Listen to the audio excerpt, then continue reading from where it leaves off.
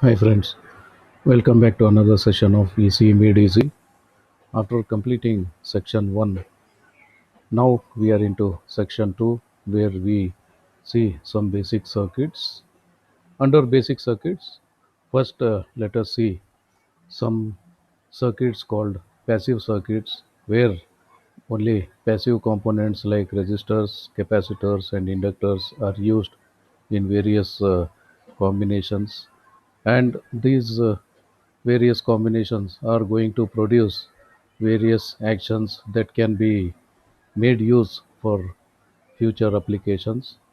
So, what all way these components can be interconnected and what all way they can be useful to us for the future applications. That's what we are going to see in this subsection called passive circuits.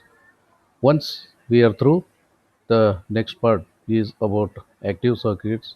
Here we mainly look into three parts. First one, we start with a rectifier circuit.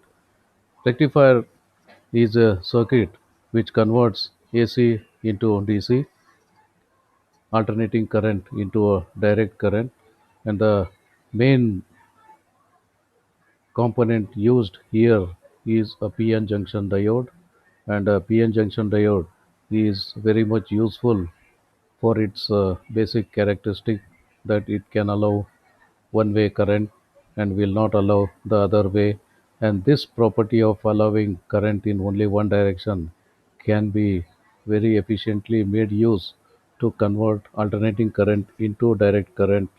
Alternating current means the current is in both the directions.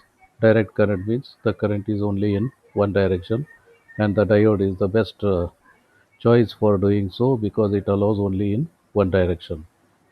So the this part takes care of what rectifier is, how rectification can be done, all other things, and once rectification is done, then how to make sure that the output voltage is as similar to direct current voltage which we get from a battery. That means a stable, unvarying voltage we require.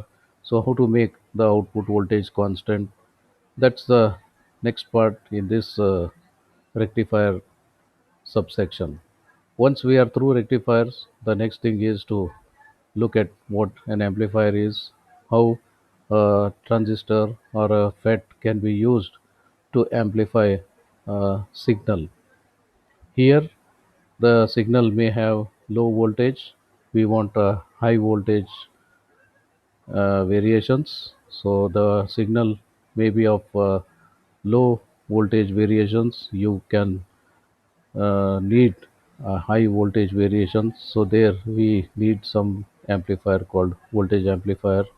Some cases the input is of low current variation and the output requirement will be high current variation. Such cases we call current amplifier, and some cases both voltage and current we need to amplify. That's power. So there are some requirements where we need to amplify the power. That means the signal at the input has a very small power, but at the output we need a very large power. That's all details we need to look at about amplifiers, and later we see the oscillators, which are mainly designed to generate a sinusoidal waveform. So there are many ways to do so. So we'll have a basic idea how an oscillator can be created and how oscillations are created in a circuit called oscillator. So these details we are going to see in this section. So let's dive into it. Waiting for what? So let's go. Thank you.